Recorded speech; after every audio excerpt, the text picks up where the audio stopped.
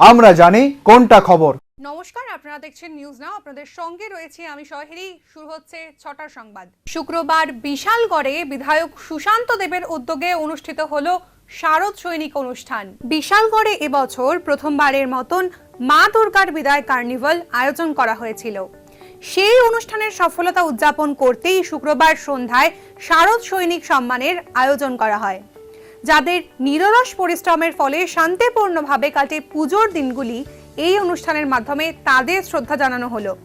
এদিনের অনুষ্ঠানে উপস্থিত ছিলেন পুলিশ, বিদ্যুৎ দফতর, পিডব্লিউডি, অগ্নি নির্বাপক দফতর সহ বিভিন্ন দফতরের কর্মীরা, যাদের সম্মাননা জ্ঞাপন করা হয় ওই দিনে। অনুষ্ঠানে উপস্থিত ছিলেন বহু বিশিষ্ট ব্যক্তিত্ব। সুন্দরভাবে কাটিয়েছি এবং বিশালগড়ে প্রথমবার অনুষ্ঠিত হওয়া যে কার্নিভাল আমরা খুব ভালোভাবে সাকসেসফুলি আমরা করেছি। আপনাদের সকলের অক্লান্ত পরিশ্রমে আমরা প্রত্যেকটা দুর্গাপূজা বলুন, কার্নিভাল বলুন, একদম সুশৃঙ্খলভাবে আমরা সম্পন্ন করতে পেরেছি। আমরা জানি আপনারা নিজের অনেক কিছু স্যাক্রিফাইস করে আপনাদের ফ্যামিলির সঙ্গে সময় দিতে পারেননি। আপনারা সবাই সারা রাত্র পর্যন্ত অক্লান্ত পরিশ্রম করেছেন। আমার ইচ্ছে হলো বিশালগড়ের বিধায়ক হিসাবে আপনাদের সকলকে সম্মান জানানো, কারণ এটা আমার নৈতিক কর্তব্য, দায়িত্ব। আপনাদের সকলের অক্লান্ত পরিশ্রমে আমরা পুজোটা সুন্দরভাবে কাটিয়েছি। বিশালগড়ের এবার ব্যবসার জন্য শুকর আনা যাবে না রাজ্যে। ভিন রাজ্য থেকে রাজ্যে অথবা রাজ্যের মধ্যে থেকে শুকর পরিবহনে নিষেধাজ্ঞা জারি করলো প্রাণী সম্পদ বিকাশ দফতর। পাশাপাশি আফ্রিকান সোয়াইন ফ্লু রোধে রামচন্দ্রঘাট বিধানসভা এলাকাতে শুকর কার্ডিং অভিযানও শুরু হয়েছে। শনিবার প্রাণী সম্পদ দপ্তর এক বিজ্ঞপ্তি জারি করে রাজ্যের বাইরে থেকে ব্যবসার জন্য কোনো শুকর আনা বা রাজ্যের মধ্যে থেকে পরিবহন করার ওপর নিষেধাজ্ঞা জারি করেছে। একমাত্র পালন করার জন্য আনা যেতে পারে শুকর। বাইরের রাজ্য থেকে শুকর আনতে হলে নির্দিষ্ট গাইডলাইন মেনে 48 ঘন্টা আগে প্রাণী সম্পদ বিকাশ দপ্তরকে জানাতে হবে। পাশাপাশি আফ্রিকান সোয়াইন ফ্লু রোধ করার জন্য শনিবার রামচন্দ্রঘাট বিধানসভা এলাকায় বিশেষ অভিযান চালায় দপ্তর। বিভিন্ন ফার্ম থেকে মোট 12টি শুকর কার্ডিং করা হয় এদিন।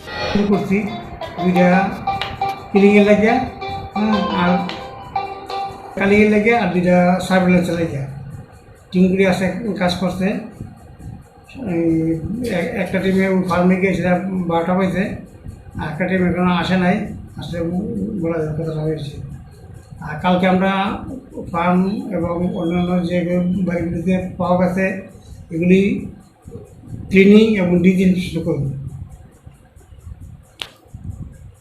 শুকর এবং শুকর পালনকারীদের হিতার্থে এই সমস্ত উদ্যোগ গ্রহণ করেছে প্রাণী সম্পদ বিকাশ দপ্তর। আমদানির ক্ষেত্রে নির্দিষ্ট প্রোটোকলের উপর জোর দিচ্ছে দপ্তর। আগামী দুদিনও কার্লিং এর কাজ চলবে বলে জানা গেছে। Bureau report, news now, Agartala. বিশালগড়ে মাদক দ্রব্য সহ গ্রেফতার 3 যুবক। শুক্রবার করুইমুড়া বাজারে অভিযান চালিয়ে এই 3 যুবককে আটক করে পুলিশ। তবে গ্রেফতারের সময় পুলিশের চোখকে ফাঁকি দিয়েই পলাতক হতে সক্ষম হয় আরেক নেশা কারবারি। বিশালগড় থানার ওসি তাপস দাস শুক্রবার রাতে জানায়, গ্রেফতার করা যুবকদের থেকে 7 গ্রাম হেরোইন, 120 কন্টেনার ব্রাউন সুগার, নগদ অর্থ এবং একটি রেশন কার্ড উদ্ধার করা হয়েছে। পাশাপাশি পলাতক নেশা কারবারির বাইকটি আটক করে নিয়ে তদন্ত শুরু করেছে পুলিশ। গ্রেফতার হওয়া 3 যুবকের নাম মোর্শেদ আলম, আক্তার হোসেন ও রতন সূত্রধর এবং পলাতক যুবকের নাম নাসির আহমেদ। শনিবার গ্রেপ্তার হওয়া 3 যুবককে বিশালগড় আদালতে পেশ করা হবে। দুপুরবেলা একটা খবর আসে সিক্রেট সোর্স যে করুইমুড়াতে 4 জন লোক ওনাদের গাড়ি এবং বাইক নিয়ে নার্কোটিক্স ড্রাগস বা মানে হিরোইন এগুলি কেনা বেচা হবে।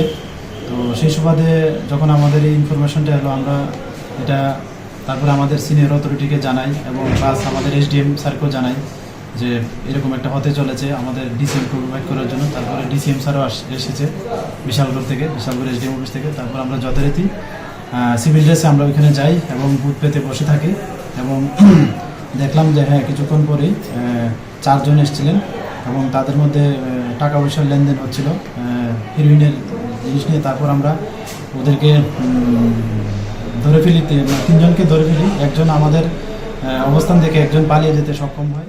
মুখ্যমন্ত্রীর স্বপ্ন নেশামুক্ত ত্রিপুরা গঠন, কিন্তু নজরদারির অভাবে রমরমিয়ে চলছে নেশা কারবার। যদিও মাঝে মাঝে এই ধরনের ছুটছাট অভিযানে কিছু চুনোপুটি নেশা কারবারিদের ধরে নিজেদের জন্য বাহবা কুড়াচ্ছে পুলিশ। Bureau report, news now, Agartala. পারদ নামতেই হাজির ভুটানি ব্যবসায়ীরা। তবে ঠিকানা পরিবর্তন হওয়ায় গত বছর বিশেষ লাভ হয়নি। এবছর জাঁকিয়ে শীত পড়লে লাভ হবে আশায় ভুটানি ব্যবসায়ীরা। ইতিমধ্যে রাজ্যের পারদ নামতে শুরু করেছে। শীতের কেনাকাটা শুরু করে দিয়েছে রাজ্যবাসী। শীতের জামাকাপড়ের বিপুল সম্ভার নিয়ে উপস্থিত হয়েছেন সুদূর ভুটান থেকে ব্যবসায়ীরা। গত 12 বছর ধরে আগরতলা শকুন্তলা রোডে বসত ভুটানি মার্কেট। তবে তাদের চুক্তির সময়সীমা শেষ হওয়ায় গত বছর থেকে তাদের নতুন ঠিকানা হয়েছে বটতলা বাজার।